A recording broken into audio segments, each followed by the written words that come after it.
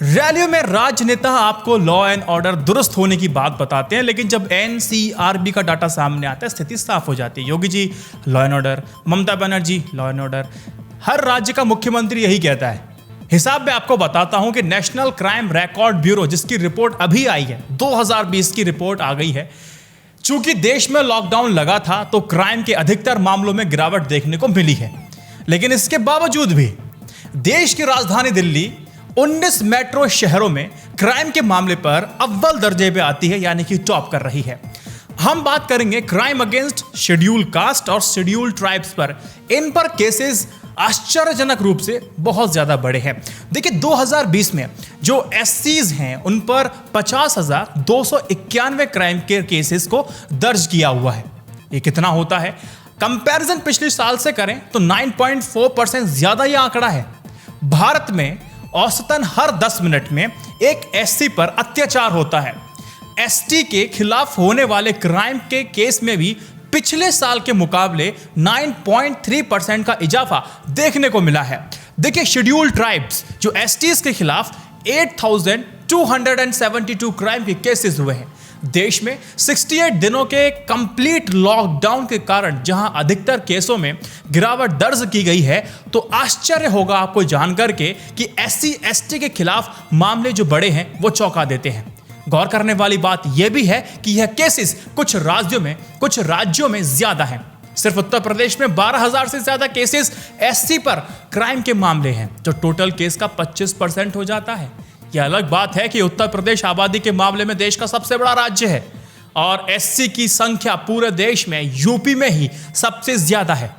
उत्तर प्रदेश के बाद सबसे ज्यादा अत्याचार अगर हुआ है, जो केसेस दर्ज किए गए हैं, वो बिहार में है 7,368, राजस्थान में 7,000, मध्य प्रदेश में 7,000 से कुछ कम।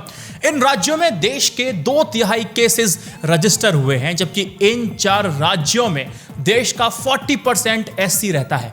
भारत में एससी की संख्या लगभग 197 मिलियन है। अगर बात क्राइम रेट की जाए तो राजस्थान, बिहार, मध्य प्रदेश में सबसे अधिक क्राइम रेट रहता है। आप किस राज्य से हैं? कमेंट सेक्शन करके बताइए। गौर करने वाली बात यहां पर यह भी है कि शहरों के मुकाबले गांव के क्षेत्रों में ऐसे केसेस काफी अधिक मात्रा में देखने को मिलते हैं। भारत के 19 मेट्रोपॉलिटन सिटीज में 2 मिलियन एससी रहते हैं और इनके ऊपर जो क्राइम के 1,485 केसेस दर्ज हुए हैं। इससे क्या पता चलता है कि 97% केस देश के गांव में हुए हैं। ऐसे मामलों में कोर्ट की पेंडेंसी रेट 2020 में 96.5% थी, जो कि 2019 में 94% थी, जो काफी लो है। ऐसे मामलों में court schedule caste and schedule tribes prevention atrocities act का पालन करना होता है। पेंडेंसी रेट काफी लो है। साल के अंत में देश में कुल 1,77,379 केसेस पेंडिंग पड़े हुए हैं। अगर हम बात करें वीमेन के खिलाफ होने वाले अत्याचार पर, तो यह भी आंकड़ा आपको देख करके रोंगटे खड़ा कर देगा। एनसीआरबी की डाटा की बात करें तो देश के शहरों में 2020 में 2019 की तुलना में 8.3% की गिरावट दर्ज है, लेकिन फिर भी देश में रोजाना एवरेज 77 रेप केसेस होते हैं।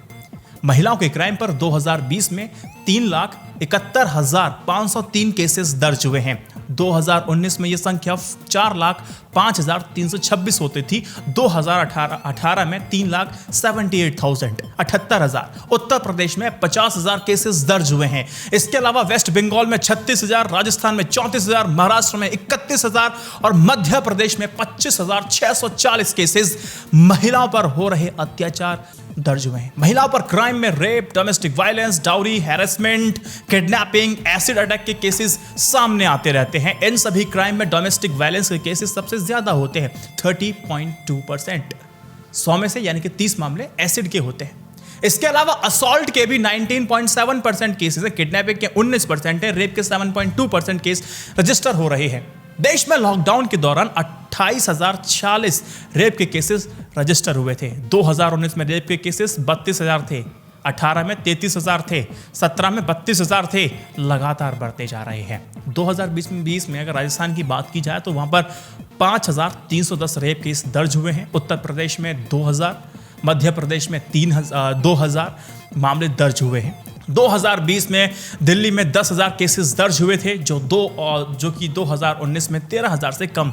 लेकिन फिर भी अन्य यूनियन टेरिटरीज के मुकाबले ये काफ़ी ज़्यादा दिखता है। अगर क्राइम पर पॉपुलेशन की बात की जाए तो दिल्ली का प्रदर्शन निराशाजनक रहा है, क्योंकि दिल्ली की रेटिंग 10.5 है, जिससे बुरा सिर्फ राजस्थान की रेटिंग 13.9 है। सभी केसेस में डोमेस्टिक वायलेंस के सबसे अधिक केस 2500, असॉल्ट के 1840, डाउरी डेथ के 110 और ह्यूमन ट्रैफिकिंग की शिकार हुई महिला, मर्डर, गैंगरेप की 2 एसिड अटैक, तमाम केसेस लगातार रजिस्टर हुए हैं। एनसीआरबी की माने तो देश में महिलाओं के लिए सबसे सुरक्षित कोयम्बटूर, जो कि चेन्नई का हिस्सा है, वो इन आंकड़ों के मुताबिक वहाँ पर भी में ज़्यादा सेफ रहेंगे। साइबर क्राइम, यानी कि आप इंटरनेट वगैरह इस्तेमाल करते हैं तो कितनी ठगी ऑनलाइन आपके साथ की गई है, उसकी बात एनसीआरबी बताता है। साइबर क्राइम की केस 2020 में 2019 की तुलना में 11.8% अधिक बढ़ गए हैं।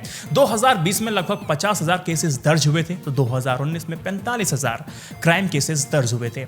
ज़्यादा केसेस आपके तेलंगाना, असम, बिहार, उड़ीसा, झारखंड से आए हैं। शहरों में ऐसे केसेस की बढ़ोतरी आप देखेंगे तो 1% से कम की हुई है, जो ये दिखाता है कि साइबर क्राइम में अधिकतर टारगेट छोटे शहरों के लोग हो रहे हैं।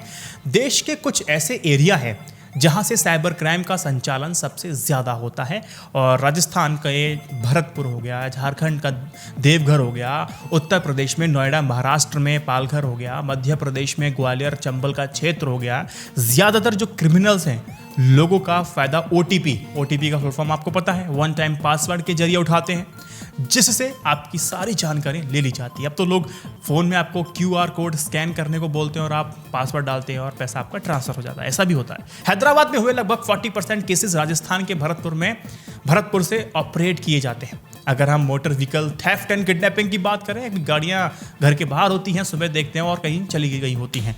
दिल्ली में रोजाना कम से कम 95 गाड़ियाँ चोरी होती हैं, जो सभी यूनियन टेरिटरीज और स्टेट्स में सबसे ज़्यादा है। 2020 में दिल्ली में 35,000 से ज़्यादा गाड़ियाँ चोरी हुई हैं, और दिल्ली के बाद सबसे अधिक गाड़ियाँ जो महाराष्ट्र में यानी 21,000 चोरी हुई, और हरियाणा में तकरीबन 14,000, जबकि उत्तर प्रदेश में और राजस्थान में 19,000 गाड़ियां चोरी होती है। पिछले 10 सालों में दिल्ली से 3,07,000 गाड़ियां चोरी हुई हैं। दिल्ली या फिर किसी अन्य बड़े शहर में मोबाइल फ़ोन के बाद सबसे ज़्यादा अधिक चोरियां गाड़ी की होती हैं। ये भी एनसीआरबी का डाटा बताता है। देखिए, बात अगर किडनैपिंग करें तो दिल्ली में 18 साल से कम उम्र के बच्चों की 3,770 किडनैपिंग हुई है, जो सारे 19 मेट्रोपॉलिटन सिटी में सबसे अधिक है।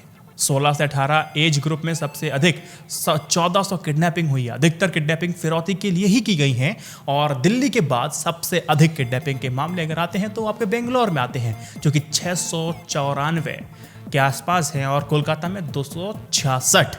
ऑल इन ऑल कंक्लूजन पे अगर मैं बात आऊँ, एनसीआरबी का डाटा महत्वपूर्ण डाटा होता है। ये इस पर नहीं है इफ एंड बट लगाने की बात नहीं है। तो आपको इस बात समझ में आनी चाहिए कि 2020 में लॉकडाउन के कारण क्राइम में अधिकतर मामलों में गिरावट तो आई है, किंतु घर के अंदर होने वाले क्राइम जैसे डोमेस्टिक वायलेंस, साइबर क्राइम में बढ़ोतरी देखने को मिली है। महिलाओं पर उत्पीड़न, साइबर क्राइम जैसे अपराध शहरों दर शहरों ज़्यादा देखे जा रहे हैं, और वहीं दलितों पर जो अत्याचार लगातार होता जा रहा है और उसके केसेस जो ज़्यादा सामने आ रहे हैं, वाकई बहुत ज़्यादा खतरनाक है। ये सोचने वाली बात है। और बाकी मैं आपको बताऊं, केसेस इंडिया में मैं रिपोर्ट कहीं पढ़ रहा था तो 24% केसेस वो होते हैं जिनको रजिस्टर नहीं किया जाता है, या फिर लोग रजिस्टर नहीं कराते हैं।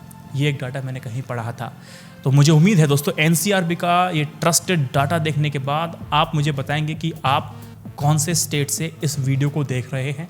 मुझे उम्मीद है कि वीडियो की इन्फॉर्मेशन आपको पसंद आई होगी, लेकिन वीडियो के अंदर जो बढ़ रहे डाटा हैं वो चिंताजनक है। वो आपको पसंद निश्चित तौर पे नहीं आई होगी, लेकिन फिर भी लोगों की जानकारी में ये बात होनी चाहिए कि कितना डाटा क्राइम का बढ़ता जा रहा है। व्हाट्सएप पे 3 व्हाट्सएप पर इस वीडियो को शेयर कीजिएगा। जय Hind, Vande Mataram. Stay updated, stay educated, सत्यमेव जयते। नमस्कार।